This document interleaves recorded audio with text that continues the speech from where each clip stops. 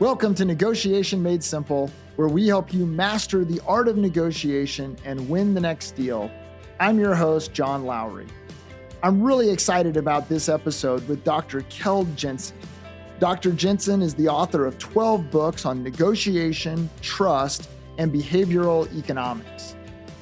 This conversation with Dr. Jensen is focused on how do we build trust in negotiation. And Dr. Jensen shares with us some incredible ideas about how is it that we can connect, communicate, and build relationships with the other side. So not only can we get a great negotiation outcome, but we can also create more value and do better in the deal. Let's jump into this exciting conversation with Dr. Keld Jensen. Well, I'm excited about this conversation. Where I want to go is a theme that we really have not explored in an episode before. So I'm really excited about having you as kind of our subject matter expert today to kind of talk us through how it is that we build trust in a negotiation and the importance of trust between the parties before they get together, arrive at the table, and try to put a deal together.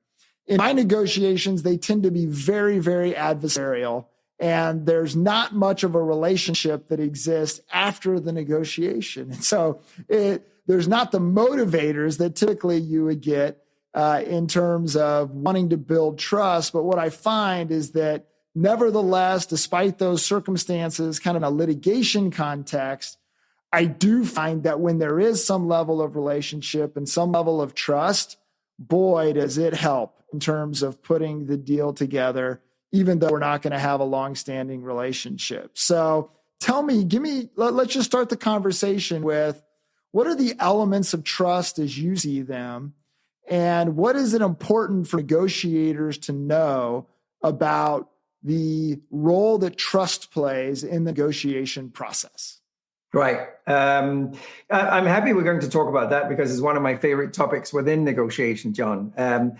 Now, I have spent years actually focusing on trust as one of the key elements in negotiation. And I think we can all, you and me and your audience, agree that trust is a good thing to have in any kind of relationship, and especially in negotiation. But I'm taking a step further, saying trust is not only a nice thing to have, it's something we can monetize. There's a value, financial value in generating trust. And what I can actually tell you is that if we have a high level of trust in any kind of relationship or negotiation, our transaction cost will decline and our profit will increase. And the opposite happens if trust is low. Transaction cost will go up and profit will be reduced. And I actually did my doctorate specifically on negotiation and trust, trying to measure and put a value on trust. And thank God we succeeded doing that, because that's kind of what I've been claiming for years. So what we actually found, and then I'm getting back to answering your question, John, what we actually found was that in negotiations where trust was high, the parties were able to capitalize up to 34% more value than in negotiations that was low or no trust. And on top of that, we also found that in negotiation where trust was quite high, they typically reduced the time to reach an agreement with about 25%. So not only did they capitalize and capture more value, they also spend less time negotiating when trust was high. Your question, I think, was more about what do we do to generate trust? Now, that is the big question, and obviously a tricky one, right? Because I think, John, you and I can agree. I'm not stepping into your conference room, shaking your hand and saying, hey, John, I want trust and transparency today. And you say, we got a deal. And there we go. We trust each other. That's not how it works, is it? I mean, I think we all know that trust is something that takes time to build up, but you can lose it in probably a fraction of a second. But anyway, my main purpose of focusing on trust, as I said earlier, is not just because it's a nice thing, it actually creates money. And that's why I actually renamed it to trust currency. I just put the two words together, obviously trust and currency, because it has a monetized value. Yeah, one of the things that I love to help people think about is, there are some things in negotiation where you are, trying to do the right thing from a human standpoint. And, I jokingly will say, it's about building a mansion in heaven. But then there are some things in negotiation where it just makes good business sense. And it is the absolute right thing to do from a human standpoint.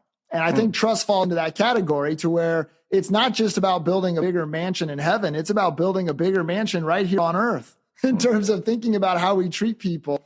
Talk to me about the importance of building trust before you get to the negotiation table, because sometimes when we get to the negotiation table, things get competitive. There's a lot of activity and behavior that happens that actually breaks down trust. So is it important to have trust before you get there? Let me just start praising your book, John, because I'm a big fan of your book. I mean, I am obviously looking at all the important people within the industry of negotiation, and some of them are better than others, and you're definitely one of the better ones. I love your book because you basically take an approach where you look at both positional negotiation and collaborative negotiation, and we have to look at it that way, right? Now, I am basically a firm believer in collaborative negotiation. I believe that collaborative negotiation, where we have transparency and trust, will generate more value to everybody. Am I thereby saying that we can always do collaborative negotiation? Absolutely not. Am I always saying we should do collaborative negotiation? Absolutely not. I'm just trying to explain to everybody we should try and pursue that route if we can. Now, it's very hard to show something in a graphical manner here on our show, but I've developed something that I call a strategy access matrix, which is really not very complicated, but basically just explain the importance of you to the counterpart and how important the counterpart might be to you. So imagine a quadrant where we have a horizontal and a vertical angle, right? If you are really important to the counterpart, you could be placed very high on that vertical angle. And if the counterpart is really important to you, you could place them out to the right on the horizontal angle. So you could easily conclude that if both parties are very important to each other, you will be on the top right corner in this quadrant we're talking about here. Where the opposite is the case, neither party is really important to each other. It's a commodity market. There are hundreds of suppliers, hundreds of buyers. You might be in the lower left corner, right, where nobody's really important to each other. I often use this model simply to explain how we should negotiate. Because listen to this, John. If two parties are really important to each other, we have to do collaborative negotiation. I don't want to be offensive to anybody, but not doing that is really unintelligent, right? So we're in the top right corner. On the other hand, if we are in this commodity market, it could be a waste of time trying to do collaborative negotiation, and we could purposely go into a zero-sum positional negotiation. So that's kind of my first step when we talk about organizations negotiating with other organizations. And I'm pretty sure you experienced the same thing, John, that a lot of negotiators and organizations haven't really spent too much time thinking about their negotiation strategy. So they kind of just stumble into the conference room and then they start acting out collaborative, positional, or a mix of those. And they don't really know why and how. And they sometimes just react on the behavior of the counterpart. Where I think it's really important in your preparation to sit down and identify how do we want to conduct this negotiation. And now I'm getting back to answering your question. I'm sorry about this long answer. But what I often preach, and I know some people look at me like I'm crazy, is that if we are in an important negotiation, we have to negotiate on how to negotiate before we start the actual negotiation. So, John, if you and I had an important negotiation on Tuesday next week, I would advise us to sit down today and actually just discuss how we want to negotiate next week. Not actually negotiating, but just discussing how we're going to do it. And, you know, some people come to me and say, that's an enormous amount of time we have to spend right there. Yes, but I can promise you, if you do it correctly, you will save so much time during the actual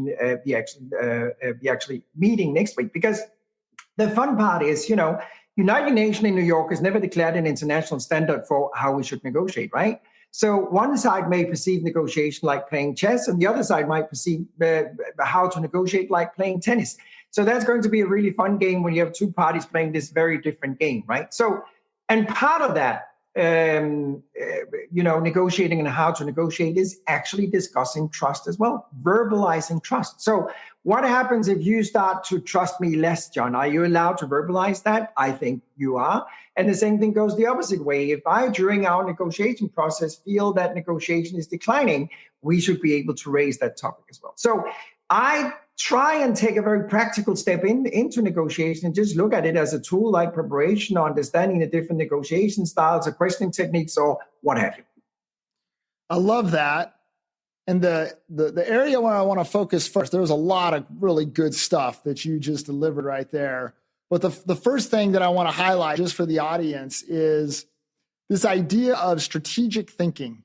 And so your approach isn't walking in and saying, okay, how is it that I get the most out of this? Really stepping back from that and saying, let me weigh the language that I use, Keld, is let me weigh the issue and the relationship and determine what is most important, and then develop a strategy from there. And in the business, which is where I think a lot of people negotiate in kind of the business arena, the relationship is actually important. And so it can't be something where it's just dismissed because there's so much competition. There's so many choices for people in the business world that the relationship is what becomes sticky with the customer. And so it is strategic to say, I'm going to manage my negotiation in such a way that the trust that is holding this relationship together gets protected. And as a result of that, the reason I'm doing that is because it's going to lead me to another deal with that customer, that client, that person that I'm looking to do business with. And that becomes something that's really smart strategically. And then I love what you said about the intentionality and the openness to communicate about something that is really, really important in the context of the relationship and in the context of the negotiation. And so having those kind of difficult conversations, having the willingness to kind of check in on kind of the relationship, because one of the things that I found, and I'm interested in hearing your thoughts on this, is that, you know, as negotiations get more competitive, the relationships get more strained. And there are moments where the relationship can only take so much before a decision is made that we're no longer going to have a relationship. And so talk a little bit about that in terms of how you see that and how you manage that in terms of really sophisticated negotiators. They are aware of the relationship strain that happens in a competitive negotiation. And how is it that you manage it in such a way that you don't go too far? And then I want to talk about collaborative negotiation for a few minutes. Sure. Great topic you're raising here. And I really like what you said about the relationship part, because I do find that some organizations forget the relationship part and get too stuck and too focused on the outcome and the result of the negotiation instead of looking at the process as well. I really have two things I want to add to this thing. The first thing is that I always laugh when I read Washington Post or New York Times or Financial Times or whatever, where it says that company A have made an agreement with company B about something. And I apologize for my language, John, but I'm always thinking, what a load of BS. You know, that never happened. Two companies never made a deal. It was John that did a deal with Maria. That was exactly what happened. And if John was replaced by Peter, perhaps the whole deal would fall apart, right? Because the relationship part is so tremendously important. Now, I'm actually just jumping ahead. So what should you do in case that the relationship is not working, the trust is not there? Well, one of the first things you should do is actually think about replacing the individuals in the team that has an issue with the counterpart. What I typically do is actually, when I'm advising my clients in real life negotiations, is I'm often stepping in. You have to do it carefully, but I'm often stepping in and carefully suggesting to the counterpart the following. I'm saying, we do feel that person X in your team stands in the way of the best possible outcome for the both of us. So respectfully, we kindly ask you to replace person X in your team. Now, I can't stop right there because that's almost declaration of a war, right? So I have to take one more step and then say, and by the way, if there's anybody in our team that you would like to be replaced, to be replaced as well, please point to that person, and that person will step down as well. Now, the risk is, John, they could point to me, right? Well, then I have to step down. I can't be bigger than the project. But very often, I see that we can save relationships that otherwise have gone south just by replacing some individuals. The second answer to what you said there is what I call the water bottle example. I've been using this for probably 30 years now. So what I do with my audience, if they don't believe trust and relationship has an impact, I take up two standard bottles of water, right? Very similar, or completely similar. Then I go to one of my clients, an individual, and say, so imagine you've been buying this bottle of water from the same supplier for the last 8 years. You have great relationship, trust is there, you like each other, the humor is the same, everything is working out really well. But suddenly you're getting this challenge because a new supplier is popping up on the market and they're offering the exact same bottle of water. There's no difference in the product whatsoever.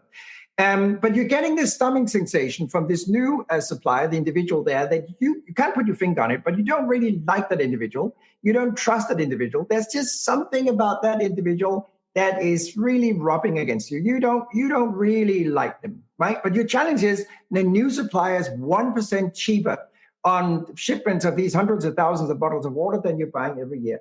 Who would you buy from now? The one you like and trust, or the new one you don't like and don't trust, but is 1% cheaper on the same product? I can promise you, John, everybody will say, I'll go with the existing one. Great. Then I increase the price difference to 3, to 5, to 6, to 8, to 10. And you probably know where I'm going with this. And at some point they'll say, okay, now I'm going with the new one. And then I say, well, there you go. We just priced trust and relationship. That was what happened. Because you're willing to pay 9, 11, 13, 15% more for the exact same product from a supplier you like and trust compared to the one who is cheaper that you don't like and don't trust. And this is how we can put a price on a product and a service as well. And this is a very stupid, simple product like a bottle of water, John.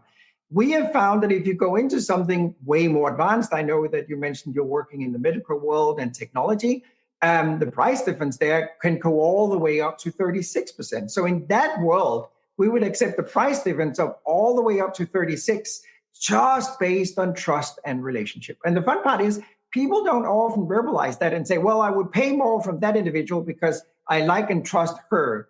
But that's actually the case. They just find the alibi, the excuses why we are buying from that supplier compared to the other supplier. So it's just another great example of how you can't remove the human element, and also a great example of how, humans aren't totally rational. There are other things that pour into us and impact our decisions that isn't just about the math or isn't just about money. And those things cause us to do things that if an outsider looked at it, they would say that's crazy. But to the person that's making the decision, it is not crazy at all, because there are these other kind of human elements. And that's where I want to go in terms of thinking about the collaborative approach to negotiation a little bit and what trust does there. The collaborative approach is, I describe it more as a problem-solving approach, to where we're actually working together to try to solve a problem in a way that both meets my interest and meets the interest of the other side. Talk a little bit about how trust becomes an important foundation for that. And if you're able to put that together, what ultimately you can do in a business context in terms of some great collaborative negotiations. I've seen in recent years an influx of what we call ex-crisis and hostage negotiator coming into the commercial arena. And I have to say, first and foremost, John, I deeply respect what a hostage negotiator is doing. I couldn't do it. If somebody called me right now, John, and said, there's a hostage thing going on 2 blocks from here, could you come and help out? I would say I would have no idea what to do. I'm not a hostage negotiator. I'm not a crisis negotiator. I'm a commercial negotiator. And I'm saying that because I think there's a lot of snake oil in this world. There's a lot of people that are thinking a negotiation is all about knowing these techniques and tricks and tools to outmaneuver their counterpart and figuring out what they're doing and reading their body language. And all of that is really fun. And Hollywood loves to produce movies about that it makes negotiation really fun. In my world, negotiation, unfortunately, is a bit more boring, because why do 2 companies negotiate? There's only one reason. They negotiate to create and distribute value. And especially when we talk about collaborative negotiation. So I love what you said about collaborative negotiation. It is really an exercise in teamwork. It's an exercise figuring out how can we make 2 + 2 equal more than 4. And it's not an exercise in using tools that you'll be using when you're negotiating with a hostage case, because that's not what we're doing. It's not a crisis negotiation. It's about, as I said earlier, creating and distributing value. So I'm just warning, basically, a lot of our viewers, listeners out there, that they might be reading the wrong books and getting the wrong tools. I would recommend they read your book, John, and I can recommend a bunch of other books besides my own that you should probably read if you're a serious commercial negotiator that want to do collaborative negotiation, because there are definitely a completely different approach to how you do that than if you are in a positional, crisis-focused meeting instead. That's a very different tool. So I just got stuck in what I was talking about. So your question was, you wanted me to talk about collaborative negotiations, right? Yeah, really kind of where my mind is, and I'm really eager to get your insights on this, is, understanding that when we get to collaborative negotiation and we're really at a place to where we want to understand people and we want to understand what drives them. The reality is if we're going to get transparency in that moment, the predicate to that is going to have to be trust. Right. And it's really interesting how I teach in these academic institutions, and in the academic world, we want to think about things like ethics, right? And so many times people are very critical of competitive negotiation ethically because of all the deception involved. And one of the arguments that I make is say, okay, yes, but there is an ethical problem in cooperative or collaborative negotiation potentially as well. And people are like, well, what could that be? And the argument I make is, well, the ethical issue that could emerge is that you send signals to people asking them to be vulnerable and asking them to share information. And you send signals that if they share that information, you will use that constructively to then create value for them while you're also trying to create value for you.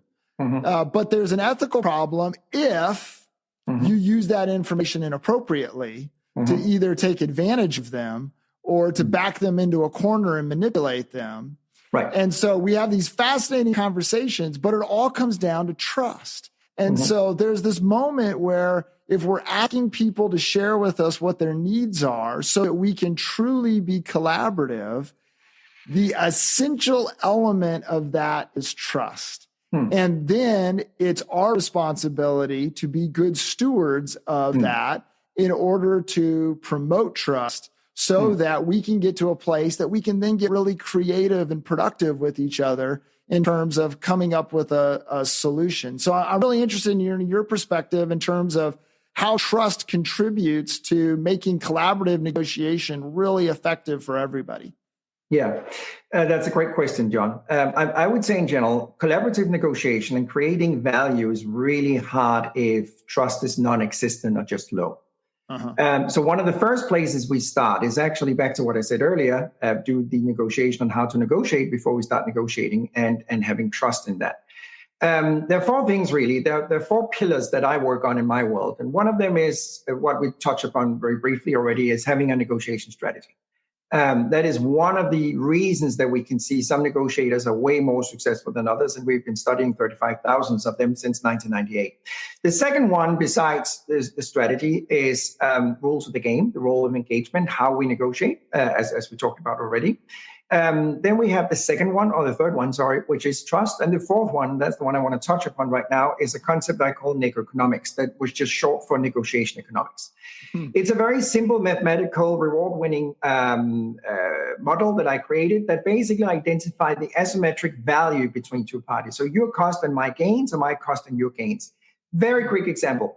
Let's say you and I talk about terms of payment. Instead of sitting here and haggling, if I'm a supplier and then I say I want cash payment and you say I want 90 days line of credit, instead of having that argumentation back and forth, we should go into the world of collaborative negotiation. And that means sharing cost and values.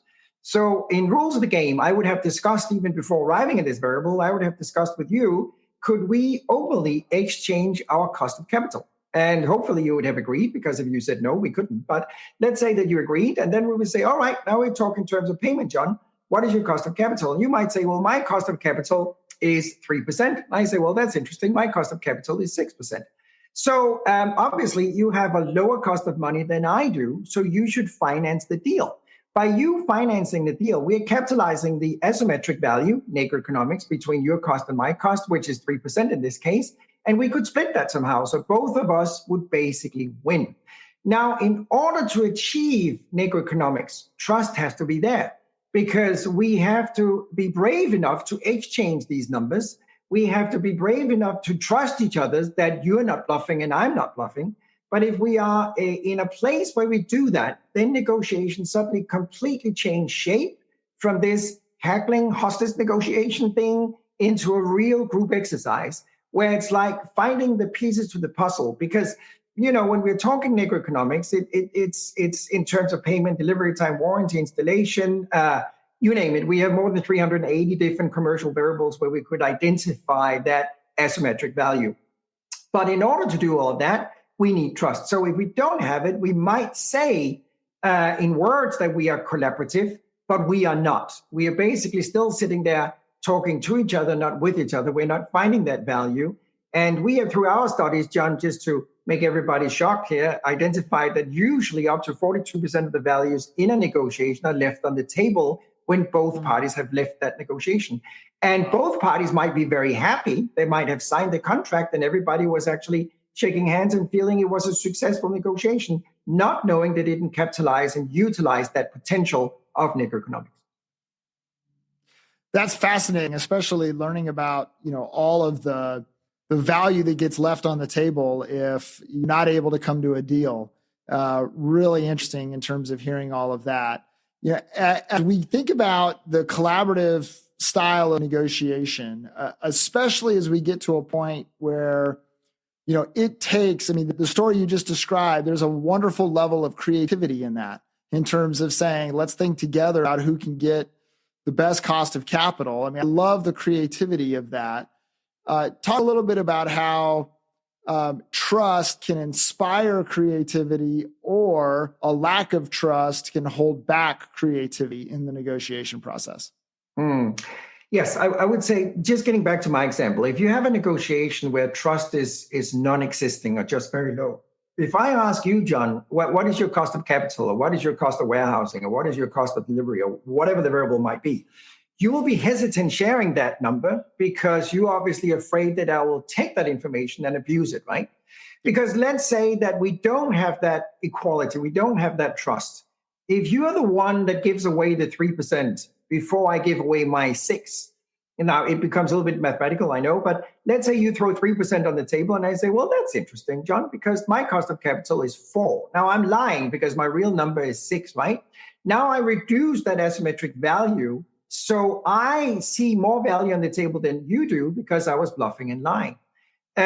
So even before we step into sharing information like this, we have to make sure that we are at a level where the parties will be transparent and honest, and we have tools to do that. When I was a kid, John, I was playing on the playground, and I'm not doing it anymore. I have to emphasize that, especially since this has been recorded. But I had a game when I was about 4 or 5, especially playing with the girls, that was something like this. I'll show you mine if you show me yours, right? And I'm not doing it anymore, John. Very important. But back then, when you were a kid, very important to clarify that. but I was playing that game, and it's basically the same thing we have to do in a negotiation. We have to step in there and say, John, I'll be willing to show you my cost or my value if you, in the same way, are willing to show me yours. Now, in really important negotiation, merger acquisitions or long-term agreements, we often build in a clause in the agreement saying that both parties are willing and accepting to do a due diligence. So let's say we go through this whole process. We share all this information. We sign the deal that we're going to work together for the next 4 years.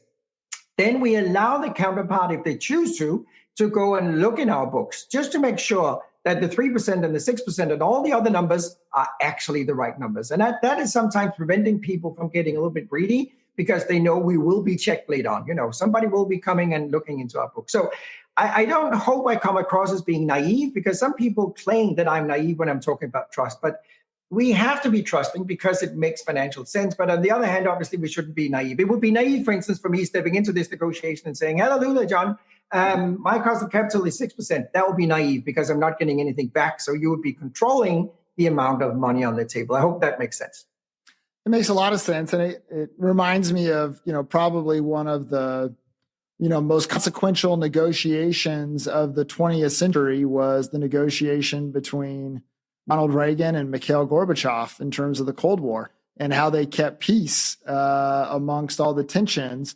And, Reagan had that great line of trust but verify. And I think that's relevant here too, in terms of saying, trust is not blind. Right. It's important that, you verify the things that you're putting your trust in. And, either the verification shows you that your trust is misplaced, or your verification strengthens the trust when you realize that people are being straightforward with you and honest with you and so forth. So I hope that we've convinced folks, number one, that trust is really important in terms of the context of negotiation. I think your research shows people that trust actually has economic value and helps you get better deals financially. The third thing I want to accomplish before we wrap this up is I want to share with people some practical, simple things that they can do to build trust. And so if I'm a business person, this is actually true. I'm going to have lunch with a CEO tomorrow. I would love to do business for this gentleman's company. We're not at the negotiation table yet, but what do I need to be doing right now to build trust so that when I get to the negotiation table, I can take advantage of all of its benefits? Sure. I would give something away of myself. I would perhaps sometimes even be the first one to place something on the table. I might even voice out directly that when we're going to negotiate tomorrow, John, I will be happy to share our benefits and our cost on certain variables, and I'll be happy to start off doing that just to show good faith. I would definitely, back to what you said, and I love that you said specifically we're meeting, perhaps having lunch even before tomorrow's meeting, because obviously that relationship is a huge part of generating that trust. And I feel that sometimes we live in a time where we don't invest the necessary time to create a relationship. We are too busy, we have to move on. So we have a meeting today between 2 and 4, and we have to make sure that we get that deal within those 2 hours. And we don't know who we're negotiating with. We don't know the individuals. We don't know who they are as human beings. I love the golden rule. The golden rule says something like only do to others what you like others to do to you, right? And I had a funny experience with that last year. I was in Germany with a client. It was a procurement director.